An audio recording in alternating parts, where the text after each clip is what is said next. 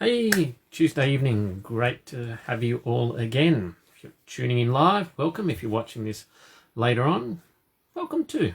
It's great to see you.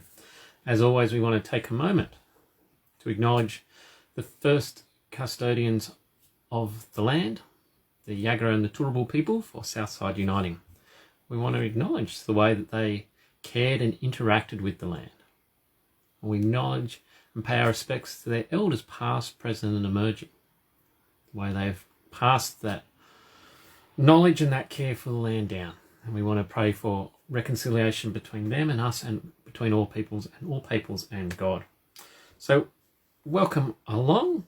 For those of you who might not have joined us before, I'm Richard Moores. I'm Children's Youth and Families Pastor for Southside Uniting Church. And as always, it's Grover. Grover comes and joins us each week. Don't you go, I do indeed, I love it, love it, love it, love it. So if you've got any questions, pop it in the comment box and it'll appear on our screen and Grover will read it. I will. And he loves to interact with people. So feel free to comment. We'd love to hear what people are thinking and to interact with some questions. So last week, what did you do? Last week we started looking at this book, Rebooted, Reclaiming Youth Ministry for the Long Haul, a Biblical Framework. And so in this book, Tim Gough looks at, through the Bible, at different ways that ministry with young people was done and biblical principles that we can hold on to for youth ministry. So it's not just, hey, we put together programs, but what is the underlying biblical stuff that we hold to? So last week we looked in the Pentateuch and we saw that it was about teach everything, always find opportunities to be sharing the faith, surround our kids and submerge them in this knowledge that we have. And so this week we head into the history books. So,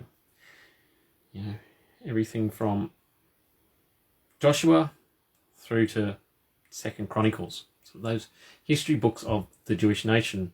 And from that, he wants us to think about, how do we disciple everyone? So how are we discipling? How are we getting alongside our young people? And he starts by pondering, what do we call it? Do we call it mentoring? And he says he has an issue with that idea of mentoring. Because he talks about it can create a glass ceiling and a carbon copy. So that sense of a mentor is that I can't teach you to do something that I don't know how to do myself. Which is great because it's that encouragement of we need to keep growing in our faith if we're going to mentor someone. That's good. But as a mentor, we don't just want the young Christian to become a copy of us so they learn the things that we know and they go through life the way we went through it. Because that was right for us, but it may not be the way for the young person. It's interesting as you work with young people and you go, oh, you're making that choice? Really? But that's the choice that they're making, and that's the choice that's right for them. We can't impose the choices that we make on them. So he says, maybe that's an issue that mentoring, either A, they can't go above what the mentors learnt, and they're just going to end up like the mentor. Do we want that for our young people? He also struggles with, it makes us the role model instead of Jesus. So I think you get around that. You talk through that, but yes, we definitely don't want I'm going to be your mentor so you become like me. I want to walk alongside them so they become like Jesus.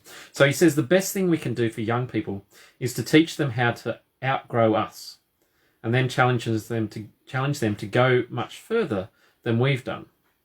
We do this by exposing them to more than just our own limited experiences and ideas. So that sense of, as we walk alongside our young people, we're not just going, hey, this is what I've done, this is what you can do. But hey, let's read stuff together. And we might find some things that I've never tried, but maybe will be appropriate for you. I'm now moving on and reading a handbook of spiritual disciplines. So start to get some ideas on how might we start to get our young people to be doing some of the spiritual disciplines. And there's a whole heap of different options in there. So going through and starting to think through what might that look like if we explore one every week or something like that. But yeah, there'll be stuff that, how about we get the young people to try this? I've never done it, but let's explore this as young people and maybe this will connect with you that just never connected with me. So he goes, not sure about the mentoring thing. I think we can use the term mentoring and that's all right. We know what it means. He thinks about coaching, but that doesn't quite fit either. And so he goes for disciple, which is fine. We want to be discipling our young people. When I was in the Upper Hunter, one of our churches, which is on the super conservative side, liked all things Sydney Anglican, a couple there lent me a book, The Trellis and the Vine, I think it was called. They're like, oh, you've got to read this. It's so amazing. It's so groundbreaking. It's something really new. And read it, and it was like, well, we've worked out that it's, faith journey is all about discipleship. It's like, that's your new thing? Surely we knew that. Definitely from youth work position, we knew that. This is about discipling. This is about how we're growing disciples for Christ. So yes, one of those interesting things. But yeah, that's the journey we want to go. So whether we call them mentors, disciples, whatever, we want to be taking our young people on this journey of growing in their faith, growing in their understanding of God, not growing to become like Richard or like someone else, but growing to become like Christ. That's our main focus.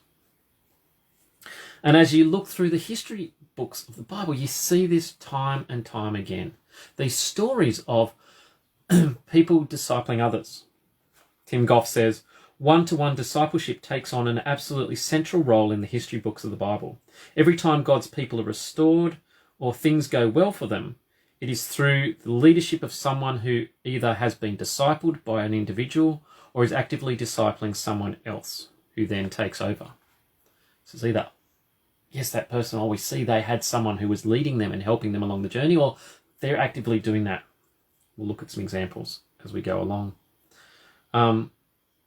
He says these stories illustrate the two solid pillars of Old Testament discipleship skills. First, listening and watching for where God is already at work, naming it and directing it. So that's the key thing for the mentor, the disciple, whatever we want. It's about seeing where is God at work and going, hey, have you noticed this? Have you noticed that God is at work in your life? God is doing this in your life. How is that important? What does that mean to you? The second is stoking dependence on and passion for God by getting out of the way and letting the discipled one try his or her strengths.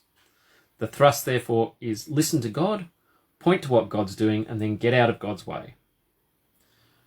So our aim is to go, hey, God's at work in you, God's doing this in your life. God's skilling you in this way. Why don't you try this in ministry? I'll step back, let you do it. Not step back, let you do it and let you fail, and I'll sit and laugh. I'll walk alongside you. I'll support you through this journey, but I'm going to take a bit of a step back so that you can try it out. You can have a go. I'll be there to pick you up when you fail. It's like the parent, when your child's first learning to walk, you stand them up and you move a couple of steps away that you're close enough to grab them when they fall, but you're far enough away. You're going to have to take a couple of steps to come to me. Come on. And you move back and you move back. That's what we're doing in discipling. We want to, encourage our young people to take those steps in their faith, take those steps in their ministry, and to start to do things, to try things out, to be there to help them when they slip up and to allow them to slip up. It's all right. None of us got the faith right straight up. We all have had struggles and slips. That's what we want to do with our young people.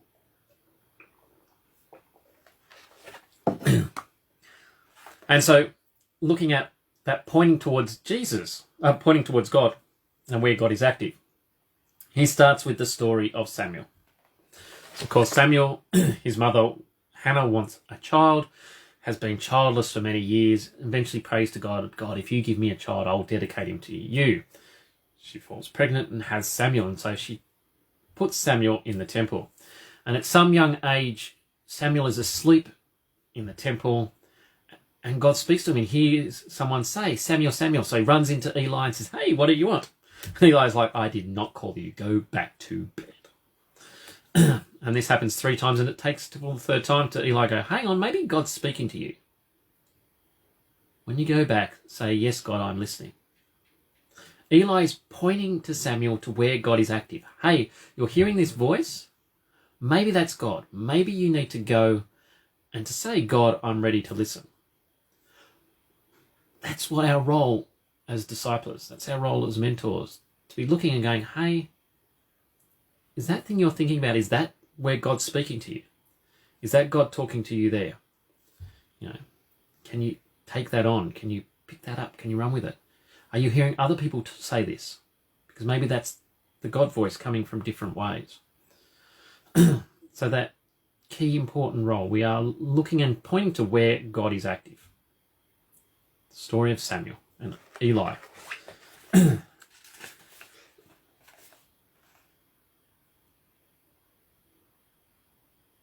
He points a bit along those lines. A bit to David, but particularly with David, we see, he's allowed to try his things. He goes to the king and says, "Hey, I'll take on Goliath." And the king tries to give him armor, and then he goes, "Okay, I'll let you go. You're this young person, but I will let you go and fight this huge giant that everyone else is scared to fight." And so we need to allow our young people to go, hey, where are you feeling gifted? And to be aware that when we say that, it might not be, oh, I'm feeling gifted to go and lead Sunday school. Or as I get to a young adult, I feel gifted to lead youth group.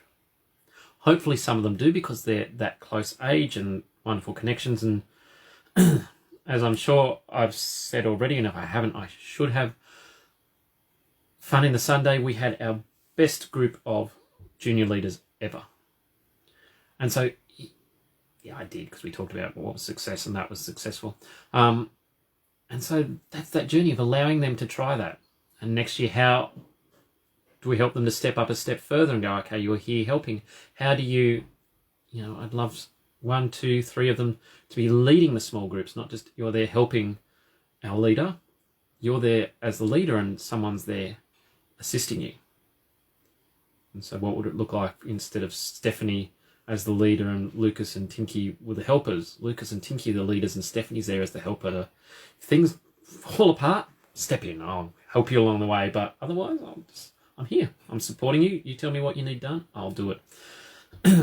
That's our discipling journey. That's where I think we need to head along. So we need to open that door. Allow them to play music. Allow them to speak in church.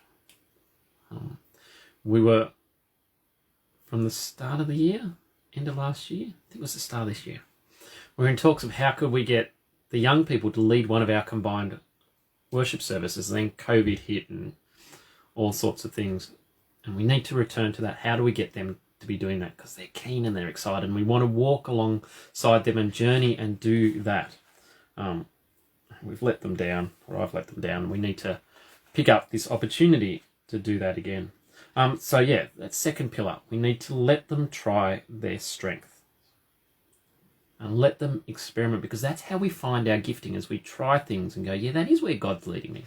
Well, I don't think that's where God's leading me. I don't really think that's where I'm gifted. And so he gives some examples of that mentoring, discipling relationship. Ruth and Naomi. That Naomi takes Ruth back, even though she tries to send her home. And she ingrains her, or helps her into the culture, helps her to understand who this God is that they follow. Elisha and Elijah.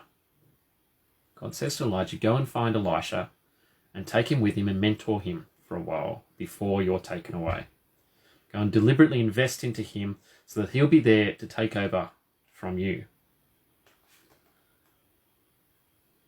Points to Josiah and his mum and the elders. So Josiah suddenly becomes king when he's 8, and he's surrounded by his mother and others who help to train him up in the faith, so that he grows and he becomes this great king who brings around reforms in the Jewish faith.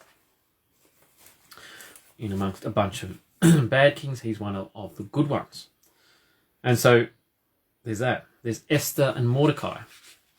Mordecai, Esther's uncle, who encourages her in her role as the queen and what she can do for the Jewish people. That maybe you are here for a time like this. How are we encouraging our kids? Maybe you're here for a time like this. Maybe you're here for a time like COVID where you can do X, Y, and Z.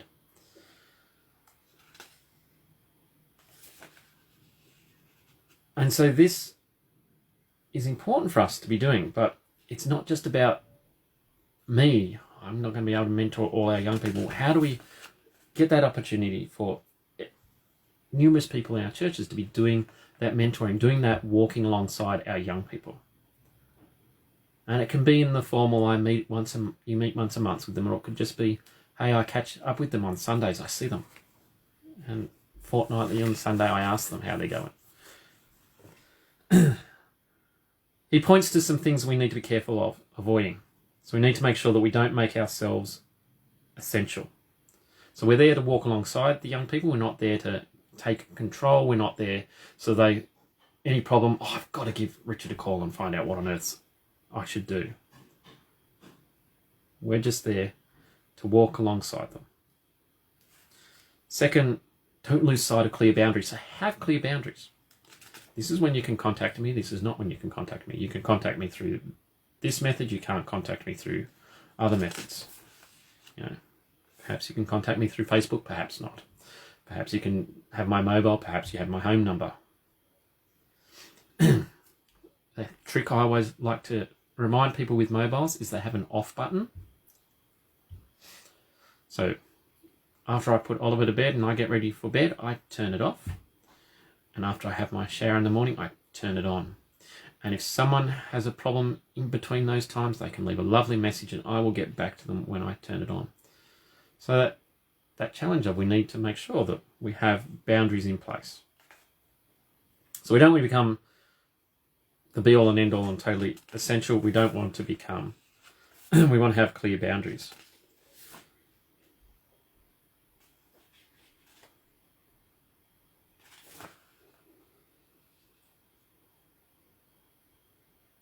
So he talks about we can have one-on-one discipling, so where we're finding one person that we walk alongside. We should think about how do the parents get involved in that. Perhaps you have dinner with the parents of the person you're discipling with and just talk about, not, hey, let me tell you about all the things they've done. Have the young person in the room with you, have dinner and chat and get to know one another. How does the wider church be part of that, and how the wider church being mentors? So he gives some practical steps, some ways that you can mentor. So number one, and this is important for safe ministry with children, so if it's a person under 18, but any person you're mentoring, so mentoring again or discipling someone younger than you. If you're 50, that might be someone who's 40 or 30. So if you're 50s, 60s, an empty nester, and you see someone who's in their early 50s their child is about to leave school and leave the home and go off to uni, you might go, hey, I'm going to mentor this person through this stage of becoming an empty nester. You might go, hey, I've been through uni, as a 30-year-old, I'll mentor an 18, 19-year-old who's going through uni, all these sorts of things. So it doesn't have to be the 80-year-old mentoring the 8-year-old. Any cross-generational. But yes, find a public space to meet. Public-private space. So places like, go to a cafe, or go to McDonald's, or go to KFC. You can sit in the restaurant area, cafe, and chat.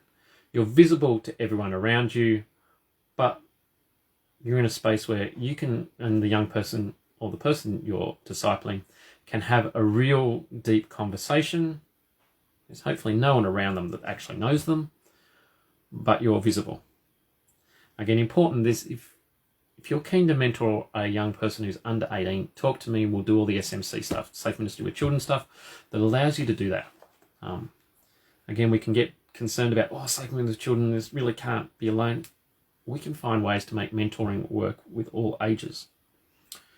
Number two, know the conversational habits of the young person. So the person you're mentoring, are they someone that just naturally talks and divulges themselves? Awesome. Are they someone who might be a bit introverted? Oh. And you need to draw out and question, and what are the questions you need to ask? How do you get into their head, sort of thing? Just be aware of who it is you're talking to. How do they interact? Plan your time and stick to it. So we're going to meet for an hour once a month. We'll meet at 4. We'll finish at 5. Be there before 4. So you're there when the young person arrives. And finish at 5. Right on. So the young person knows that there's boundaries. And that's helpful to the relationship. I know there's a start and an end time. And that will give you credence and show that you're trustworthy. If you're trustworthy with this time slot, you're probably trustworthy with other things. So there's some things he talks about. And so he says, how do you start it? Well, start with a young person you like. So you want to try and find someone that you get along well with or get on with. Then build credibility. So you may not jump straight into deep things. Build credibility. Find commonality and do those sort of things. Talk about the things you have in common. He says sailing, knitting, nail bars, music, reading, Warhammer, golf, blowing stuff up. And do some of that stuff together. Probably not the blowing up stuff, he says. But, find some things you have in common. Do them. Care for them as a whole person. So, what needs are particular to them? Are they always hungry? Take them out for a meal or teach them to cook. Do they struggle with schoolwork? Give them tutoring. What are their needs? What are the things that are unique about them, and how can you meet those needs? Oh, I missed develop relationship. So again, get to know one another. Learn details about their life. Let them know some details about you. Just get to know one another. Then share your story with them. So be open with what God's done for you in your life and what that's meant for you. So as you explore and point to this is where God might be active in you, this is how God's been active in me, this is how I've seen it. And these have been some of the good things, and these have been some of the struggles. It's not a counselling thing where let me tell you all my struggles that I've had with God. But it's an openness, that as you're open, they'll become open. Share God's story with them. So be continuing to get into the Bible and the stories, and this is where God's been active in the past with his people. And invite them into their own story. So look for areas in their life and their particular needs and point out where God is at work. So again, let's look at your story. This is where God is at. So the person you like, just build some credibility, find something you have in common with, develop a relationship, care for that whole person. What are their needs? How can I meet some of those needs? Not being essential, but you're hungry, let's go out for a meal. How do I share my story with them and share God's story with them and invite them into their own story? And so he has a little acronym. So last week, the acronym was, if I was good, I'd remember it off the top of my head, wouldn't I? The acronym was PASS. This week, it's WALK. So as we disciple, we want to walk alongside them. So we walk. What W? Where is God already at work? So we want to be looking for that. Where is God at work in this young people? It's our primary thing. We're watching this young and walking with these young people so we can point to where God is active in their life. And then A, acknowledge that to them. Name it, validate it, celebrate it, direct it. So we've looked, we've seen where God's active in their life, and then we tell them. So it's not just, I've seen it. How do I mention something? Hey, have you noticed this is happening? Do you reckon that might be God?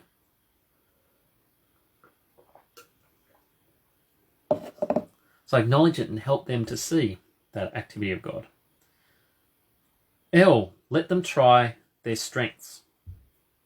So allow them to participate and make mistakes. It's all right. They won't do things the way you did them. And that's all right. Talked about that before. The example of making movies at in Belmont and Newcastle, and then one of our youth leaders said, "Okay, can I do it?" And it was the first year I sat down and went, "Oh, I wouldn't have done that one." And I had to go, hang on, I'm not doing it. They're doing it. Take a step back, allow them to step up and to do it their way. And, as we talked about things, it evolved and probably became more of what I might have done, but hey, we go that journey. And then K, know the boundaries. So facilitate a safe and constructive relationship. So to keep them safe, to help them to grow, we need a good relationship, a good structure around us. To keep them safe, to keep us safe. That's what safe ministry with children is. It's not about, hey, how do we put a whole heap of rules so this is really difficult to do? But it's about how do we create a culture whereby if something bad happens, we know how to deal with it. But also we have structures in place that's going to make it really hard for someone to do that. So it's just that sense of we're aware of what's going on. We've got this culture of shared guardianship where we're all looking out for each other, which means it's really hard for someone to do something that's wrong because we're all keeping an eye out. We're not sitting there as rule people going, you've got to do this, got to do this, but we're just all just make sure everyone's all right. And that makes it hard for someone to do something that's wrong. So again, he finishes with 4 questions. So let me encourage you to think about these. Are you actively engaged in one-to-one discipleship? You might think about, have you got a younger person that you're discipling? You might also think about, is there an older person who's discipling you? Have you had someone disciple you in the past? Do you need someone to disciple you? Again, we've said it before, wouldn't it be great if everyone in the church had someone who was mentoring them? And probably wouldn't it be great if everyone was mentoring or discipling someone else? But particularly, wouldn't it be great if everyone had someone who was discipling, mentoring, walking alongside them? So are you actively engaged in one-to-one discipleship? Whichever way, and both ways.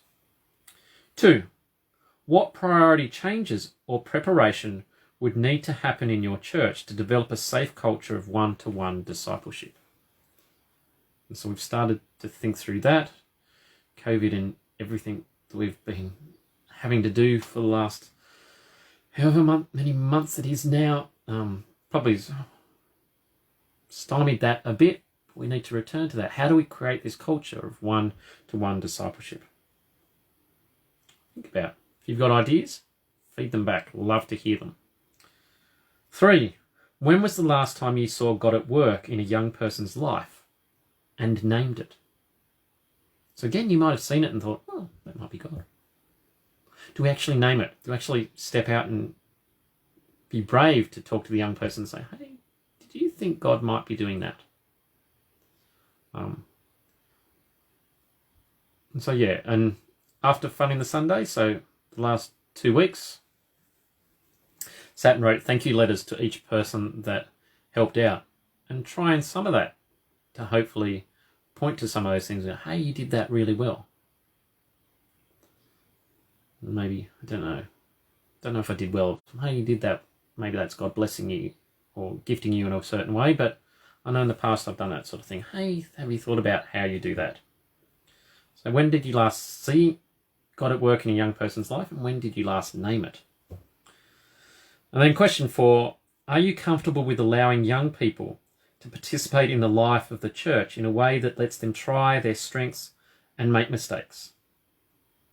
Is your church comfortable? And what changes would you have to encourage?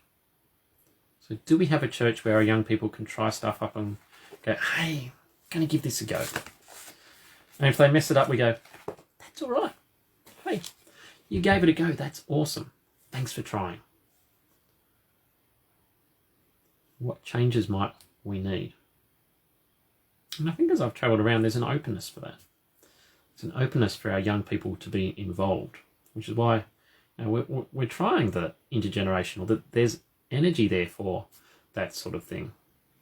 So it's crucial for us to be thinking about how do we have these opportunities to be discipling our young people?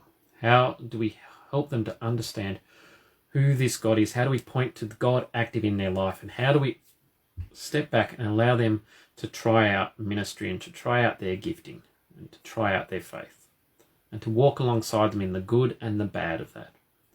Not so that we're the important ones, not so that we're the ones that they become like, but so that they're becoming more like Jesus. That's our role. We want to be discipling. Because remember, our aim is to be developing our young people in their faith so they become lifelong disciples of Christ. We want them to go on this journey, not just hang out till the end of youth group, but to be growing in a faith that continues to grow and they know how to continue to grow it. So wouldn't it be lovely if a 30-year-old mentored a 16-year-old? Working out my maths now. And when the 30-year-old was 60 and the 16-year-old was 46, there was still a connection there that travelled all the way through. Not that they were essential, that I need this person, but here's this person that I can talk about faith and travels with me all through life. Even if we move away, there's still some connection that remains. So we need to be teaching, always surrounding our young people with teaching. We need to be developing, discipling, mentoring relationships where we're walking alongside young people and we are finding people who will walk alongside us in our faith. So we're 2 in, got to remember, I think it's 8. So 2 down, 6 to go. Ha ha ha. I'm not going to tell you what they are. You'll have to join us next week for number 3. Till then, have a great week. Might see you on Sunday or at Jaffa or at Boys Brigade or youth group. If not, see you again Tuesday. Thanks for joining us. Remember, put comments, questions in the chat. Wherever it is, it'll be somewhere around. See ya.